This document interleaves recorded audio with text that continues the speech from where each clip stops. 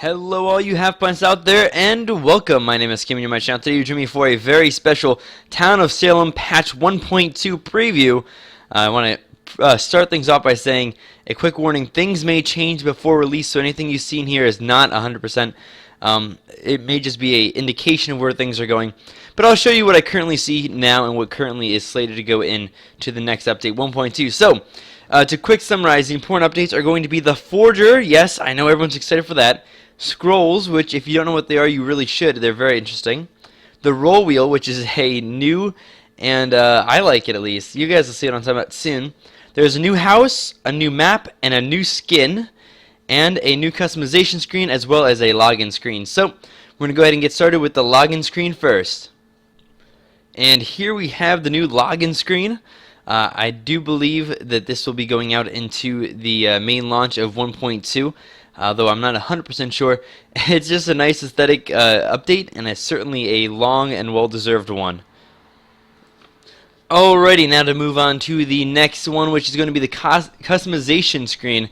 Has been changed. It looks nice. It's pretty now. You get to go ahead and pick through your houses, different maps, pets, etc. And on the right-hand side, you can see where you have scrolls, which we'll talk about more later. How you can equip and take a look at your scrolls.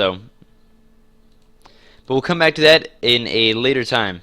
So next coming up is going to be the new house. Unfortunately, I clicked on this and it's going to load it for me. I didn't want you to do that, actually. So as I was saying earlier, there are new houses, a new character skin, map, and also something called scrolls, which we'll talk about in just a minute. So the new house located all at the bottom is Rest in Peace. It is the vampire's house. I do hope that this gets released in 1.2. I'm not 100% sure it will. Nothing is set in stone until the release comes through.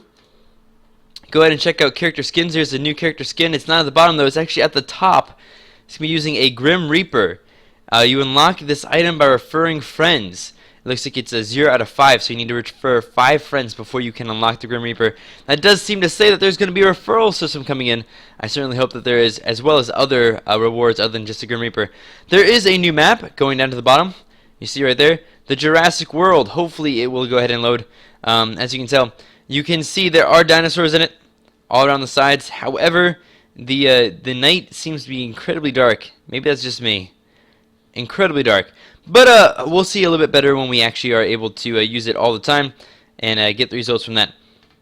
Now to get on to the next part, kind of one of my more exciting parts, in my opinion, is the scrolls. Now each scroll costs 200 coins. It's a little bit expensive, and equipping it actually increases your odds of getting the roll. For example, if you get an escort scroll, you have a higher chance of getting an escort. Now, it's not based upon a percentage. I just learned this today. I was actually asking Sifter about this, and it's actually based upon your odds as, for example, if nobody has any scrolls, your odds of getting any roll, if they're all unique rolls, is 1 of 15. 15 different rolls, 15 people, 1 in 15 chance of you getting any certain roll.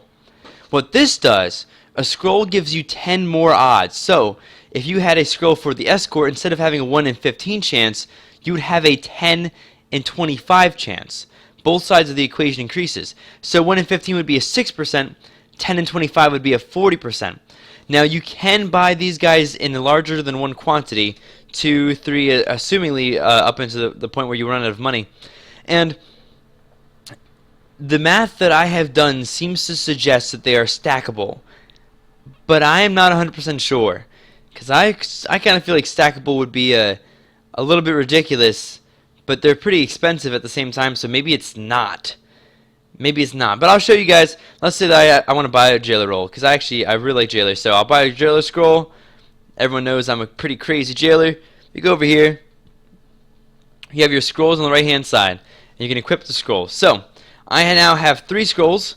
I have 2 owned scrolls for the Forger Scroll. Both of them are in the equipped spot. There's none left in my inventory. That's why I think that they're stackable.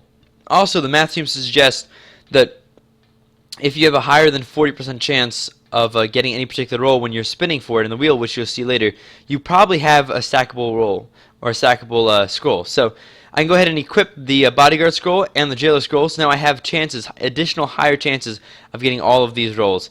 I'm not sure how they interact with each other.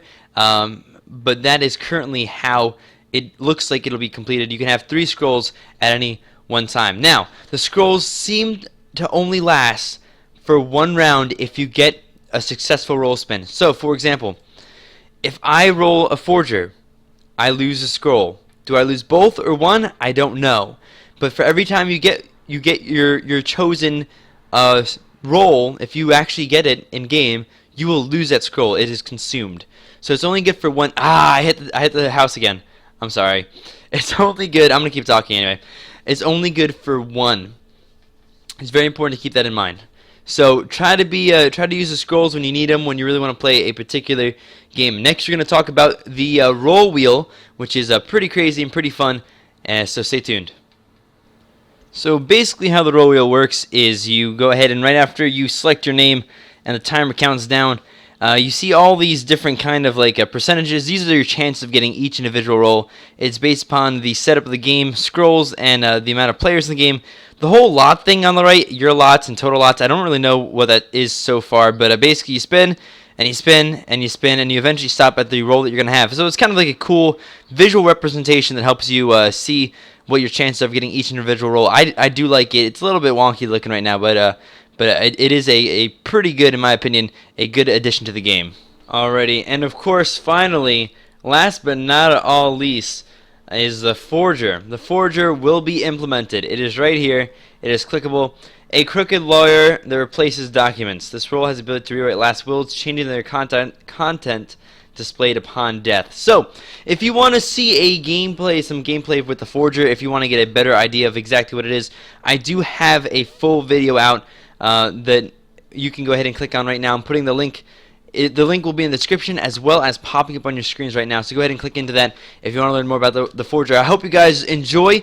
I'm so excited, so very excited for this this patch, and that is going to be patch 1.2.